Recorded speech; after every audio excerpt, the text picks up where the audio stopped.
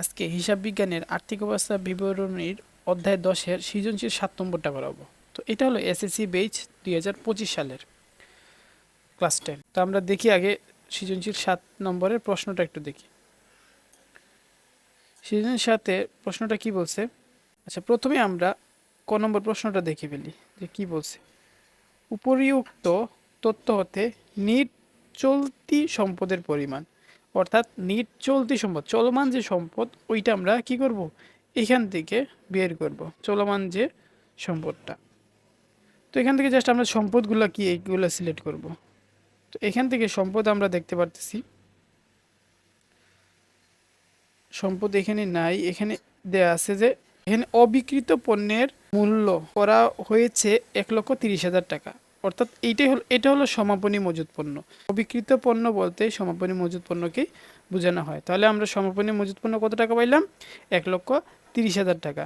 এখানে আবার বলছে কি, এবং এর মধ্যে 2,500 টাকা মণিহারি মজুত রয়েছে। তার মানে এই যে 1,30,000 টাকা, এটার মধ্যে 2,500 টাকা আবার কি দিয়ে দিছে? মণিহারি দিয়ে দিছে। তাহলে আমরা কি করব? আমরা এই 1,30,000 থেকে 2,500 টাকাটা আমরা মাইনাস করে ফেলবো। প্রথমে আমরা একটু বক্সটা একটু দেখি যে বক্সটা কীরকম হবে। চলতি নিট সম্পদের পরিমাণ। আচ্ছা, প্রথমে আমরা কি বসালাম? সমাপনী মজুত পণ্য কত টাকা? 1,30,000 টাকা। এখানের মধ্যে যে 2,500 টাকা মণিহারি ছিল সেটা কি মাইনাস করতে হবে, আর এটা হলো অব্যবহৃত মণিহারি। 1,30,000 থেকে 2,500 টাকা মাইনাস মাইনাস করলে কত হয়? 1,27,500 টাকা। এখন আমরা দেখব যে আর কি কি চলতি সম্পদ রয়েছে। খেয়াল করো, এই যে অব্যবহৃত যে মণিহারিটা, অব্যবহৃত মণিহারি এটাও কিন্তু এক ধরনের সম্পদ। যদি কখনো অব্যবহৃত মণিহারি থাকে, অর্থাৎ সমন্বয়ে যদি কোনো মণিহারি এরকম থাকে, সেটা কি সম্পদ। এটা সমাপনী মজুদের ভিতরে দিয়ে দিছে, এই কারণে আমরা কি করলাম? মাইনাস করলাম। বাট এই যে টাকাটা, এটা যেহেতু এটা অব্যবহৃত মণিহারি, তাই এটাও কি এক ধরনের সম্পদ। তাই আমরা কি করব? অব্যবহৃত মণিহারি আমরা কি দিব? আবার দিয়ে দিব। যেহেতু অব্যবহৃত মণিহারি সম্পদ, তাই আমরা আবার এই টাকাটা এখানে বসায় দিব।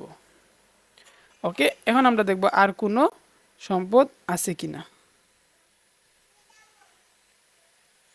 খেয়াল করো, এখানে আমি কোনো চলতি সম্পদ পাই নাই। আমরা যদি সমন্বয়ে দেখি, ধারে বিক্রয় 10,000 টাকা ও ক্রয় 5,000 টাকা অন্তর্ভুক্ত হয়নি। আচ্ছা, ধারে বিক্রয় যদি করে তাহলে আমাদের কি আসে? বিক্রয়ের সাথে আমি জিনিস বিক্রি করলাম ধারে, তাহলে আমাদেরকে টাকা কি করবে? দিবে। তার মানে দেনাদার। আর দেনাদারটা কি? সম্পদ। যদি ধারে বিক্রয় থাকে তাহলে কি আসবে? দেনাদার। তো আমরা এখানে দিব কি? দেনাদার। দেনাদার কত টাকা? 10,000 টাকা। বুঝতে পারছি? যদি ধারে বিক্রয় থাকে সেটা কি? সেটা হলো সম্পদ, দেনাদার আসবে। আর কোনো কিছু আছে কিনা দেখি তো সম্পদ, চলতি সম্পদের মধ্যে। আচ্ছা, কর বাবদ 1,500 টাকা বকেয়া রয়েছে এবং পক্ষান্তরে অভিকর 500 টাকা অগ্রিম প্রদান করা হয়েছে। আচ্ছা, অগ্রিম যদি কোনো ব্যয় থাকে, সহজ হিসাব, অগ্রিম যদি কোনো ব্যয় থাকে সেটা সম্পদ। অগ্রিম অভিকর, তার মানে অগ্রিম অভিকরটা কি? সম্পদ। এই 500 টাকাটা সম্পদ হবে। বকেয়া কিন্তু দায় হয়, বকেয়া কর, এর মানে এটা হলো দায়। বাট অগ্রিম যদি কোনো ব্যয় থাকে সেটা কি? সম্পদ। তাহলে আমরা জাস্ট সমন্বয় থেকে আমরা বের করে ফেললাম। এসবগুলো সমন্বয়ের মধ্যে পাইছি, সমন্বয় থেকে আমরা দিয়ে দিলাম। তো অগ্রিম অভিকর দিলাম কত? 500 টাকা। তো এখন আমরা কি করব? এই সবগুলো যোগ করে ফেলবো। যোগ করলে আমাদের আনসার আসে কত? 1,40,500। কত আসে? 1,40,500। এটাই হলো চলতি সম্পদের পরিমাণ। বুঝতে পারছি? এটা কিন্তু একটু প্রশ্নটা একটু ডিফিকাল্ট করে দিছে। বক্সে কোনো এন্ট্রি বসে নাই বক্সের, বাট আমাদেরকে কি করতে হবে?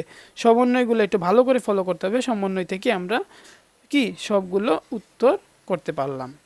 ওকে।